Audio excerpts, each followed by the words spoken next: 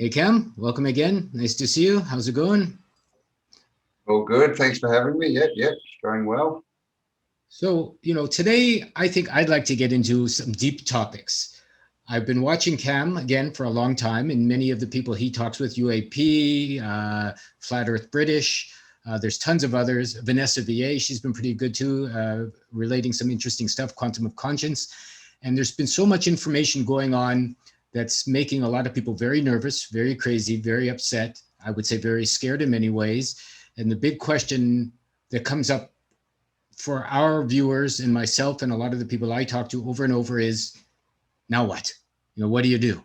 What's the actions towards how you would like to make your life through the challenges of the present day shenanigans, I'll put it politely, that in one way or another is affecting all of us. More or less what attracted me to Cam, I've said it before, I will say it again, is autodidactic. He's an autodidactician, which means self-taught. And I strongly feel that's the only way to get through these challenges is to learn things for yourself, to do what you need to do and what's required. And maybe you can give us a bit of background again for our new viewers, a little bit of a definition on autodidactic, and perhaps a quick overview of what you think of our secret topic today. Where we are, yeah. Yes, what autodidactic means to be self-educated. And of course, if we're not self-educated, basically the only option we leave ourselves is to believe what other people tell us. And, as Lorenzo said, you just need to look at the mainstream media in the past few months to understand that what we're being told is not correct.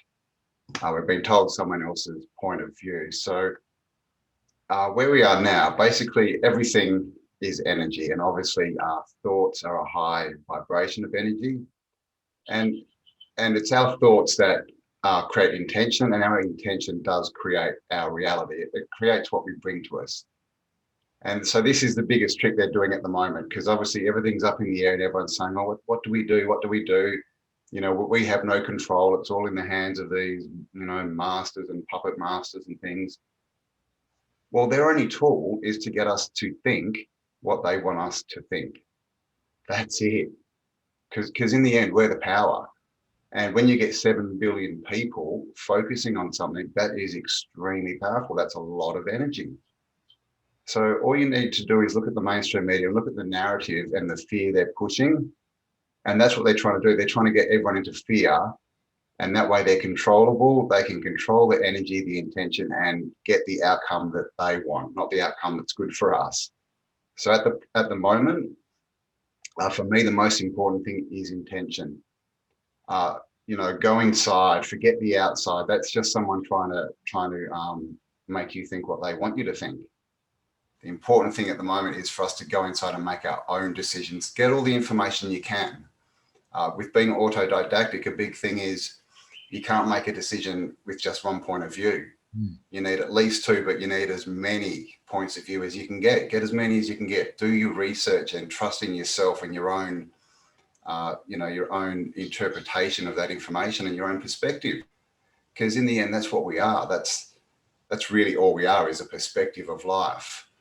And this is what they're trying to steal from us through the mainstream media, television, all this stuff. It's all just to get us to think what they want us to think and to see the world as they want us to see the world. And when we do that, we're controlled. I'm a regular person. I come from a regular background. There's nothing special about my family, so to speak. There's nothing special about my monetary situation. There's nothing special about, I would say I've come from an average place. I can't speak for Campbell. I'm going to ask him this question next. But through all the challenges, and I've had some vaccines, and I've had inorganic food, and I was raised on sugar, and I had parents that tried to, make me into a lawyer or throw me in a square box and throw away the key, make 87 children and live next door, so they can have their grandkids and all that sort of stuff. And none of it stuck, right? There was a certain part inside of me, my heart, that kept wanting to find out more what was going on and to delve deeper into what makes us tick as beings on the planet. And so I have brought to the forefront, and I just sent you a new video as well, Cam, on the Golden Web, the very first one that this Sharon did. I sent it to you just before we got on the line here right now. And it's very interesting because he talks about language and history and connecting and how we think and how we are and how we're birthed. You know, it goes back to being a natural being on the land and the laws and what we get tricked into and under. And, you know, overall, without understanding who you are and where you come from, you're lost, you know, from your first step. And mostly we have to see, I would think, you know, the occult, occluded, hidden. You know, you have to see how you've been hidden from yourself, what hasn't worked for you and what does. And what do you think about that, Cam? Yeah, definitely. I think the first step of any change at all is getting real. And this is like you said, it's a lot of people find it a very hard step because we're taught so much, you know, to focus on how we look and how others perceive us and what have you got and all this outside world stuff. You know, it's a very strange thing for anyone in our society to go and stand in front of a mirror and look at themselves or talk to themselves. You know, they literally say, if you talk to yourself, you're crazy. Mm. So this is, you know, in the end, we need to trust ourselves. And I think this is where the work really, really needs to go into, because if you don't trust yourself, if you can't go inside and be with yourself, like shut everything else out and spend time with yourself, then you're never going to make any change, because any change you do will be to please the outside world. Mm. Okay, unless you're coming from a place of what you are and who you truly are, then any change you make is someone else's change. So that's just going to take you off, you know, off your path. So yeah, definitely the first step of anything is spend time with yourself. Just get real. Like you said, admit that you've made mistakes. We've all made mistakes, of course we have. But mistakes, again, this, and like you said, with language and spelling, which are spells. You know, the first thing they teach us in school is spelling. And they love to change all these words and, you know, obfuscate them around. And they tell us the word mistake is a bad thing. The word mistake is actually two words. It's take. Just like in the movies, when they say take one, take two, that's what a mistake is. So a mistake is just, oh, okay, I've learned what was wrong. Now I do it again. That's what a mistake is. But we're taught that it's something bad, that, oh my God, I stuffed up. I need to run away and hide and it's shameful or something. No, it's just, okay, I've just learned something that didn't work. Awesome. I won't do that again. That's it. That's a mistake. And when you, and it's not a big thing. You know, when everyone thinks it's just this big thing to look at yourself and, oh my God, I stuffed up and I was wrong. But when you go there, it's pretty simple. When you just go, okay, I just change that, then you just change it. It's just getting in, it's getting through that gate of trusting yourself and believing that you're good enough to make your own decisions, and really believing that it's, you know, the essence inside you, your true self, that is here to be expressed. You're not here to express anyone else's point of view, because in the end, you don't even know what their point of view is. You can't. You're only here to be yourself. So yeah, definitely that's the first step. And with spelling, the whole, you know, this is another thing of how they change our perception of the world. They love to define everything, put it into a box. This means this, this means this. You know, when you see this, it's this. And so we define everything, which is left-brained. And obviously everything in this society is towards the left brain, which is, you know, put things in boxes, you know, have everything in sequence, all this kind of stuff. The right side is creativity, which, I mean, just look around, look at the education system, art's disappearing, music's disappearing. They don't like creativity, because the people, when people are creative, it's thinking for yourself. They're not controllable. When you can put boxes around people, then they help you build those boxes. They'll help you build their gilded prison, you know. And all you need to do is make them believe that you're doing the right thing for them. And this is how they get us. And this is why it's so important to be, you know, self-educated and to have those different points of view, so that when someone says something, you can go, oh, hang on, you know, what about this? What about this? There's different points of view here, different perspectives, rather than blindly being led down the road. Because when you're being led somewhere, guys, I mean, just think of the language there. There's someone taking you somewhere that they want you to go. It's not for you, it's for them. So yeah, definitely the the first thing, I mean, think about the word whole, you know, H-O-L-E, the absence of anything, W-H-O-L-E, everything, Everything. complete opposites, same word. And this is, you know, it's like that double speak from 1984, isn't it? They like to, you know, twist things, and it confuses our brain. It confuses our conscious mind is what it does.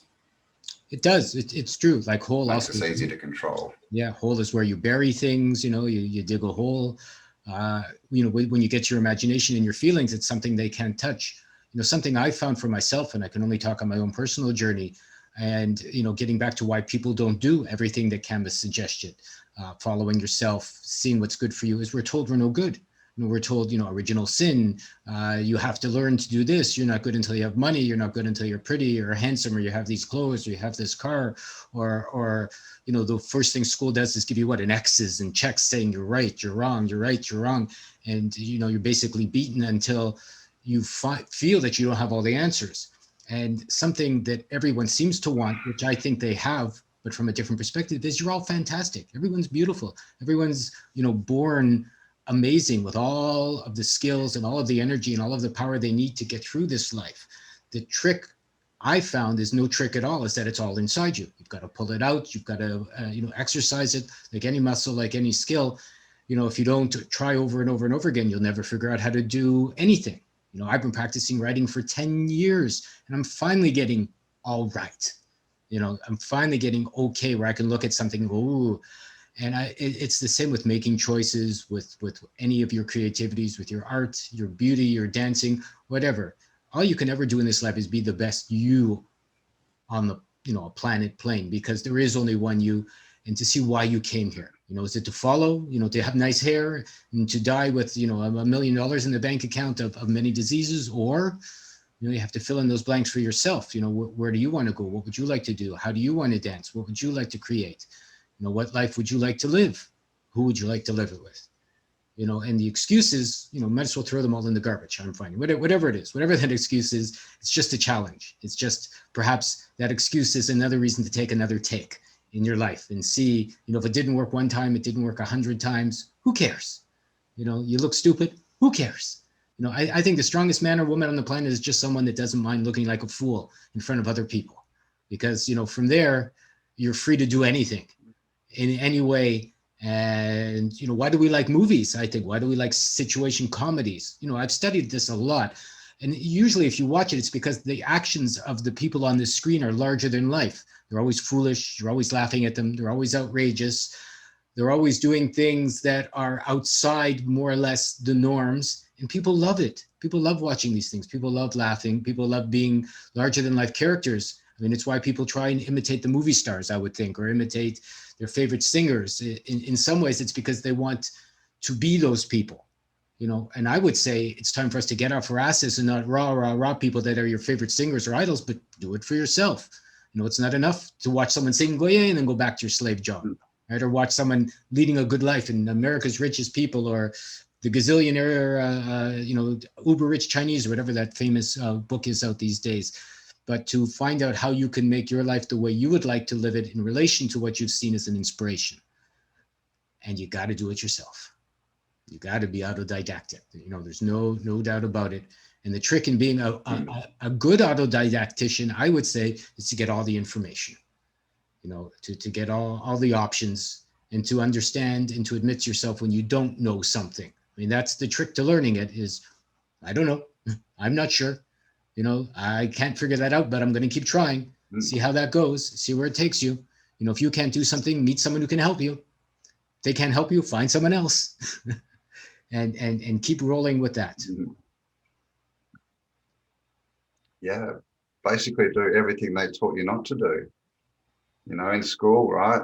It's not, you know, they kind of say ask questions, but it's not, they don't actually want you to ask questions, do they? They definitely don't want you to question the information they're giving you. If you do that, you get, like you said, you get a big X, big red X to tell you that you're wrong. It's wrong to ask questions, because why? Because authority is right. When you want to know something, just go and ask authority. They'll give you the answer. that'll lead you exactly where they want you to be. Talk to And an we know what authority wants. You just need to look around the world. You know, it's like the whole thing with war, you know. Do you know ever who wanted to start a war? Excuse nobody. me. And this is the thing. This is how we know that the people in control are different to us, have different ethics, have different standards, and want something different. I mean, who wants to go out to a battlefield and see dead people and destroy, you know, civilizations? It's not a human trait. This is something that the people in control want. And when you understand that, why on earth would you follow anything these people say? Like when you really look at what they do, because one of my big sayings is don't listen to what people say, watch what they do, because it's so easy, you know, talk is cheap, right? It's so easy to say, oh, I'm going to do this, I'm going to do that. Oh, yes, yes, yes, yes. But everyone does that, but then most people don't do it. No. Much better to say, look what I just did. And this is another point, is with the whole throwaway society thing, people don't put the work in. People expect that all they do is say, I want that, and it suddenly appears. They don't want to put the work. The truth is, you need to be worthy. You need to be worthy to receive what you want to receive, which means you need to put the work in first. You need to become the person that you need to be to even see the opportunity, let alone be able to grab it with both hands and turn it into something.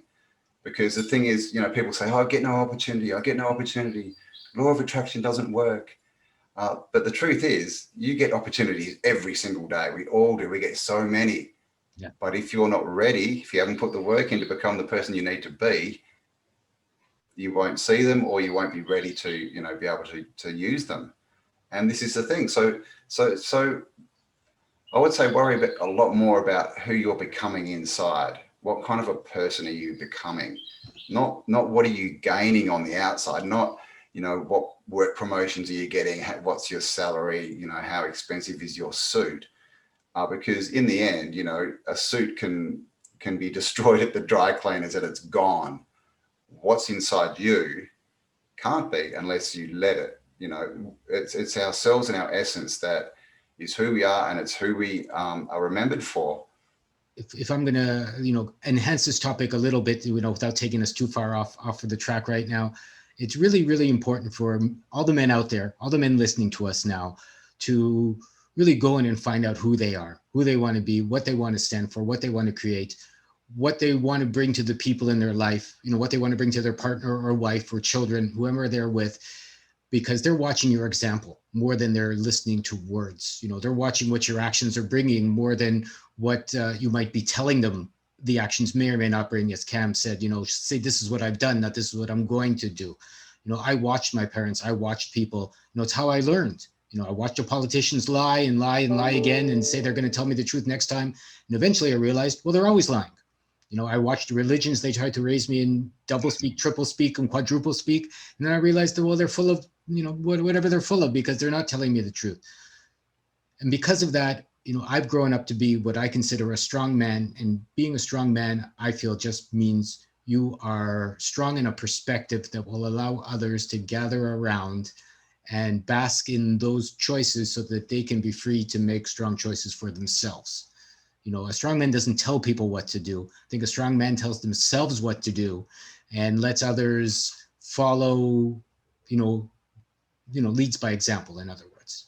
So, you know, becoming an autodidactician, I think you have to see what you want to become. You have to see where you'd like to go. You know, as Cam and I mentioned before, if you see an idol, you see a movie star, you see a fast car, look at the roots of any of these so-called heroes or any of these so-called lifestyles. You know, find out where they came from. You'll probably find out they have rotten roots, stinky roots. And it's not even then going to be a matter of listening to him say it's good or me say it's bad or any of those other things. You find out for yourself, you get there, you see what the people are made of, you see what a job is made of, you see what a situation is made of. And then if your heart is working, I think it's after that, it's pretty easy to find a choice that that is good for you, because, you know, some will smell nice and some will smell the opposite. Definitely. And also, this is the thing about if all your decisions are made from the information that you're getting on the outside, you know, with what you want to do with your life, then all you can do is repeat what's already been done. You know, so if this is a whole thing with the education system. Everyone turns out being lawyers and doctors and all this other crap, which we've already got. We don't need any more, and this is not going to change anything. You know, so many people sit around and complain, oh, you know, this sucks, my life sucks. But then all they do is follow what everyone else does. But if you follow what everyone else does, you're only going to get what everyone else has got, and look around. So the way to make change is to really to understand that all this information is just information, because we all have our own intuition, we all have our own thoughts and our own ideals and our own dreams and things that we want to do, but we don't give them enough energy. We don't, you know, we're not taught to believe that we can do whatever we want. And so because of that, we tend to push things down. And it's so common, you know, it's like one day I'll just pay off the house and then I'll have enough money and then I can write my book. You know, when I'm 65 and with failing eyesight and memory, then I'll start my great novel. But your life's gone by then, guys. And this is the trick. They tell you, you need to get your job. You need to then buy your house and have your family but in the end, all you're doing is having a job so you can pay for a house and a car that is close enough so that you can go to your job.